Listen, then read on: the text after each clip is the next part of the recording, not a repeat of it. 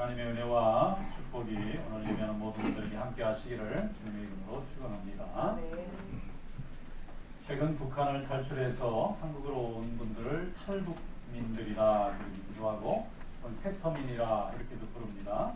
이분들이 북한을 탈출해서 저희 대한민국까지 내려오게 되는데, 그 중에 오는 중에 가족을 잃어버리는 사람도 있고 혹은 갇히는 사람도 있고 혹은 더 붙잡혀서 수용소에 갇히는 참 고통받는 사람들도 참 많습니다.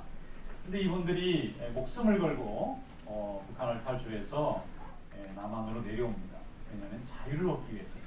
하나님 앞에 믿음의 자유를 얻기 위해서 오는 분들도 많이 있고 또 가정의 자유를 얻기 위해서 오는 사람들도 많습니다.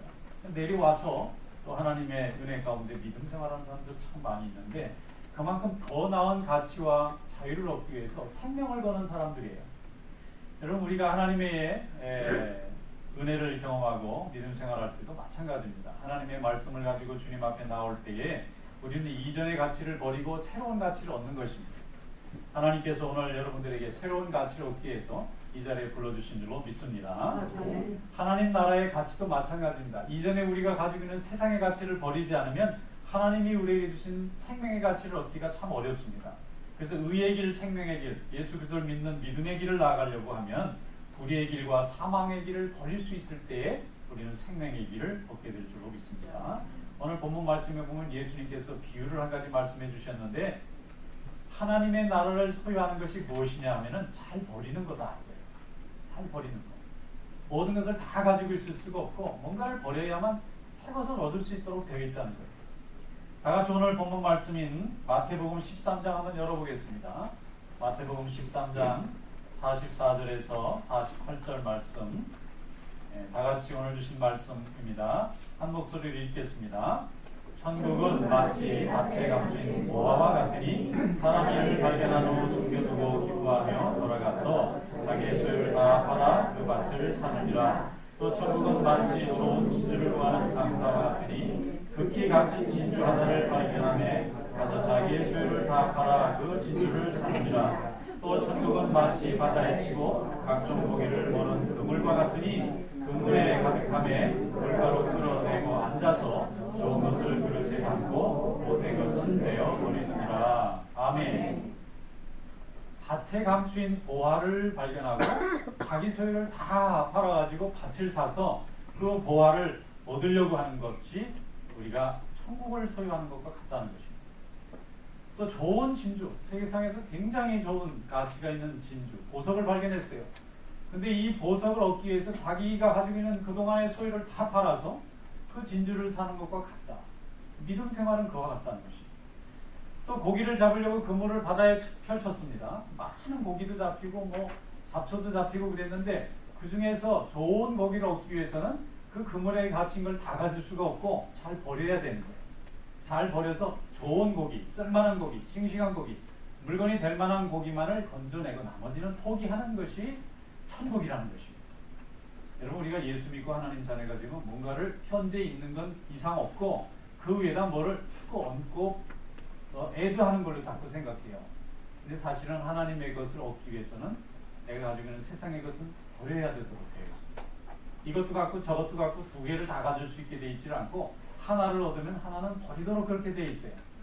그래서 오늘 우리 하나님께서 우리에게 믿음과 복음을 주셨는데 이 복음을 가지고 하나님 전에 나와서 주님께 영광 돌리는 믿음이 된 줄로 믿습니다. 하나님의 전에 나와서 믿음 생활하기 때문에 우리는 뭔가를 버렸습니다. 무엇을 버렸는지 모르지만 버렸어요. 포기했습니다. 그것을 포기했기 때문에 오늘 내게 은혜를 얻었고 내게 믿음을 가졌고 하나님께 영광을 돌리는 종이 된 줄로 믿습니다. 그래서 우리는 하나님 앞에 좋은 것을 얻기 위해서 못된 것은 버리는 자기 포기의 그런 수고가 있을 때 하나님 앞에 축복과 은혜를 얻게 되는 것입니다. 바울은 유대교의 랍비라는 굉장히 좋은 지위를 가지고 있었어요. 이 랍비라고 하는 것은 많은 사람들에게 존경을 받는 자리입니다. 그리고 그 존경을 받는 자리에서 많은 사람들에게 영광도 받는 자리입니다. 그런데 바울은 그것을 다 내어버린 후에 예수 그리스도의 사도가 되어서 이방인들을 주님에게 인도하는 그리스도의 종이 된 줄로 믿습니다. 또 아브라함도 하나님에게 부름받아서 본토 친척 아비집을 버렸어요. 자기가 가지고 있는 그 친척과 고향은 여러 면에서 편하고 유리한 것이 많았습니다. 사람들이 다 자기 편을 들어주고 자기를 밀어주고 자기를 인정해줬어요. 그런데 그는 하나님 앞에 믿음 생활하고 하나님께 영광 돌리기 위해서 그 말씀에 순종하고 모든 것을 포기하고 아무도 알지 못하는 낯선 땅인 가나안을 향해서 나갔습니다.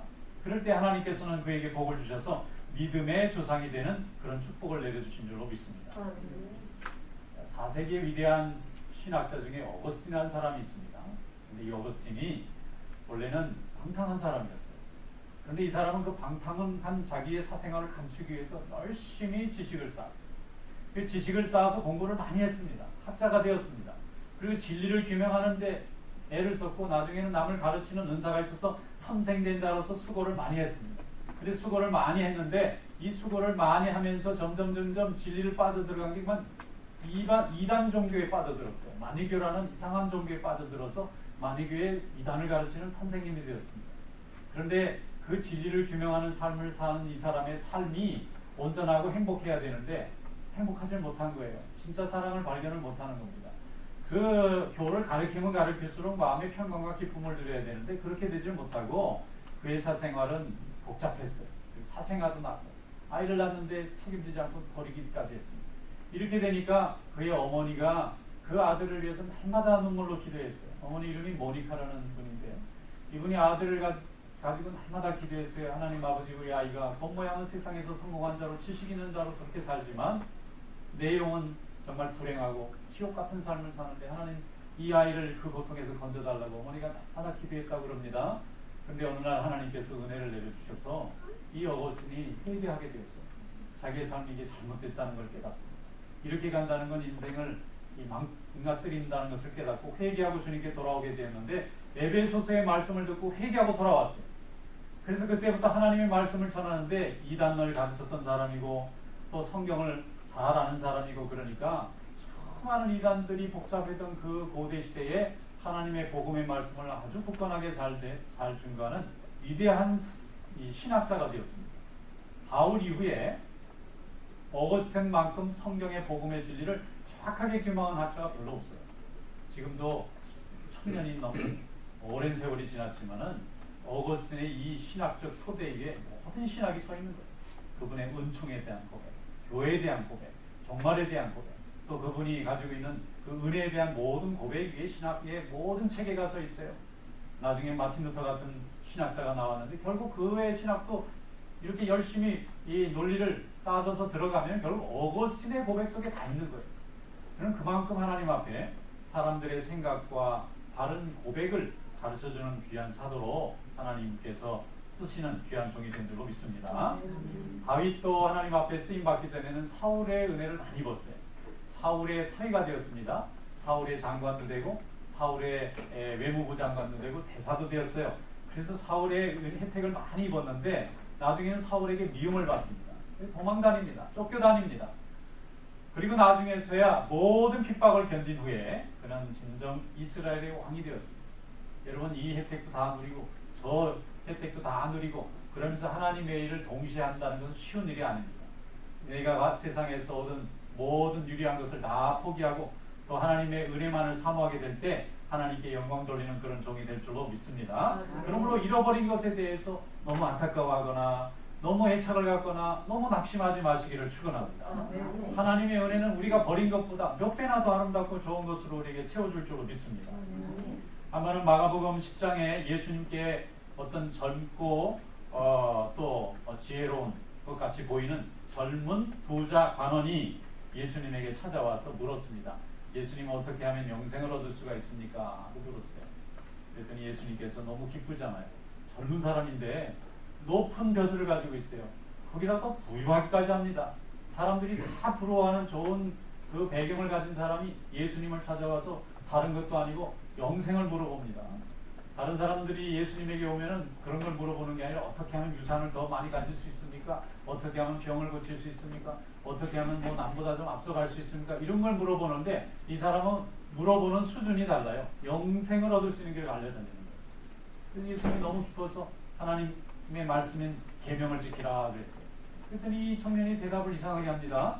저건 어릴 때부터 제가 다 지킨 것입니다.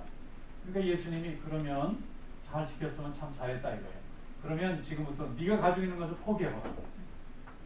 제일 먼저 재물을 포기해보라 그랬어. 네가 가진 재물을 다 팔아 가난한 자들에게 주고 너는 나를 따르라.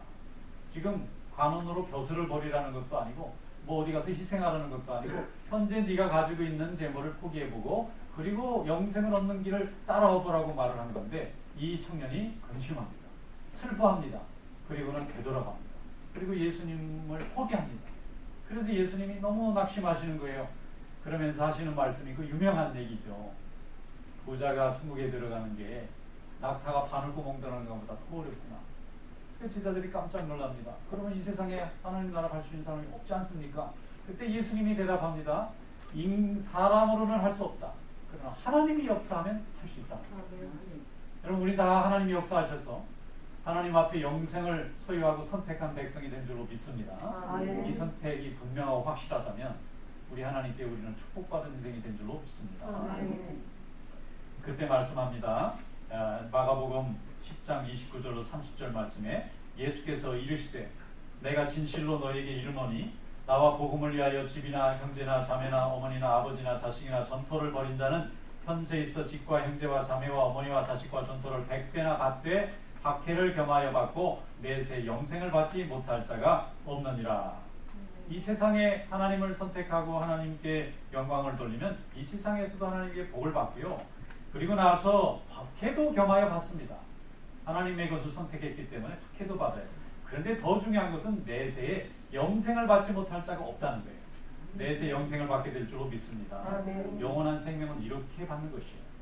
하나님께 모든 것을 다 내어놓고 포기할 때 하나님은 포기한 것을 채워주실 뿐만 아니라 이 포기한 것을 통해서 체험받는 과정을 통해서 하나님 나라에 들어갈 수 있는 합당한 영생에 쓰임받는 영생을 받을 수 있는 그런 자가 된 줄로 믿습니다.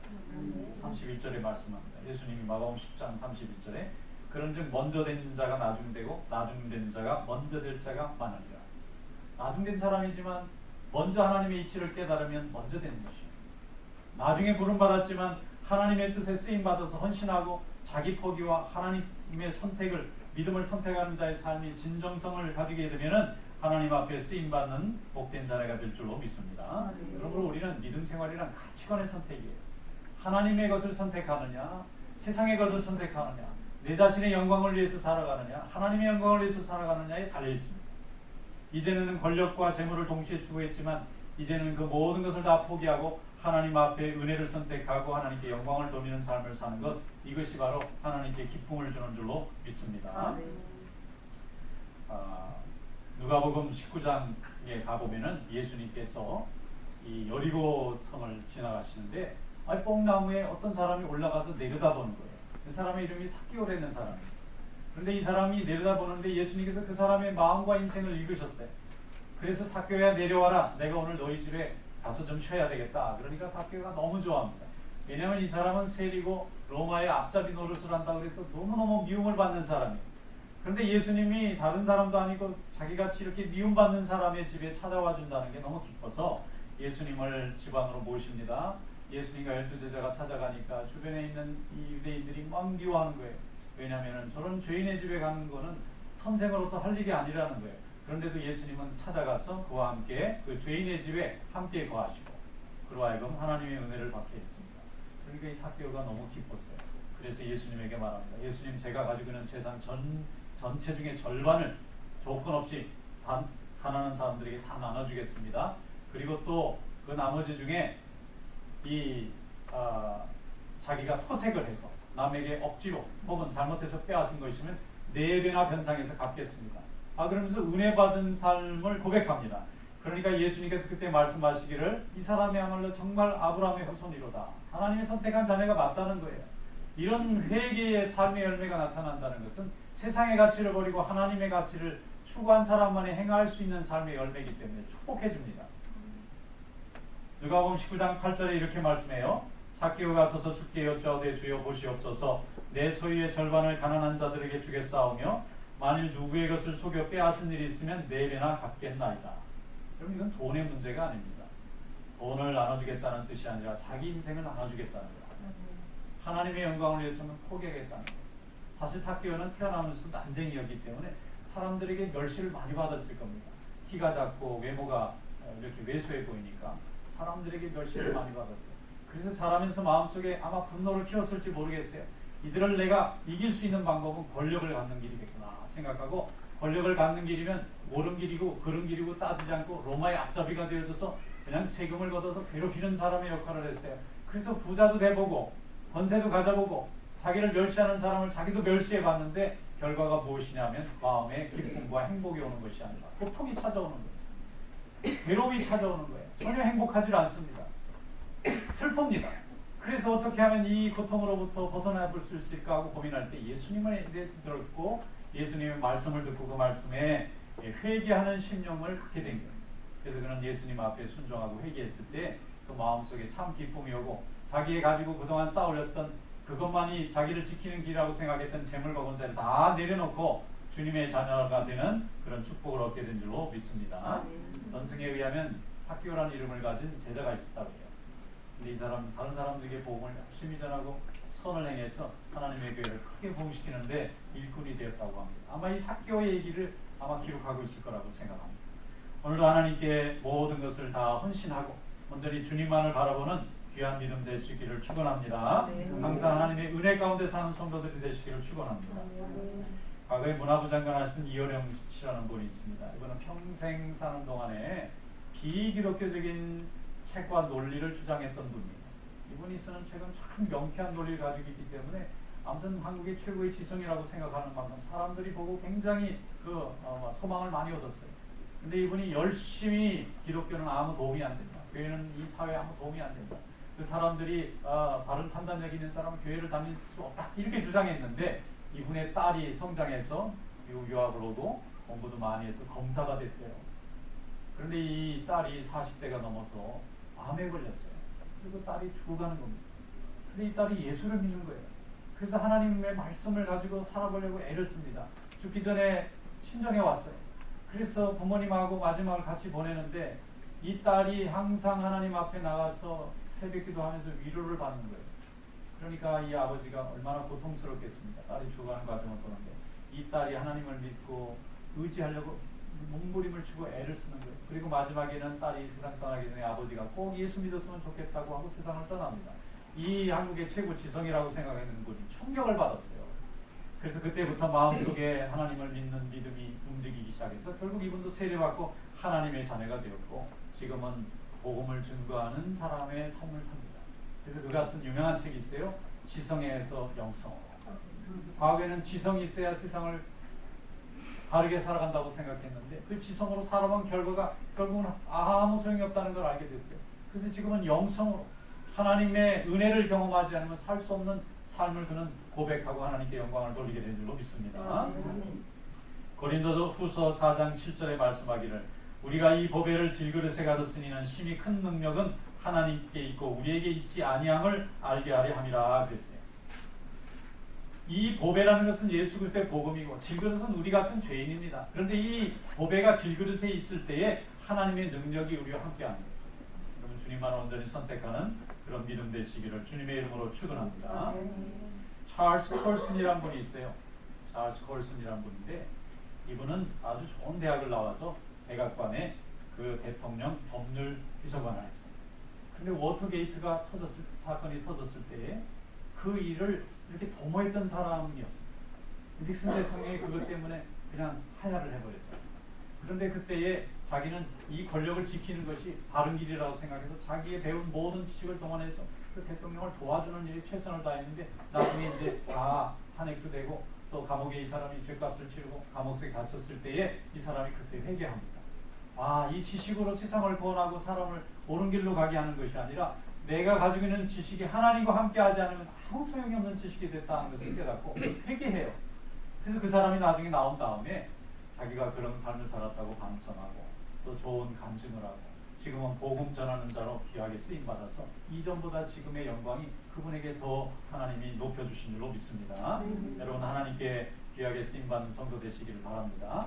하나님의 것을 선택하면 세상의 것은 내려놓는 거예요. 세상의 것을 포기하면 하나님의 것이 얻어지는 것입니다.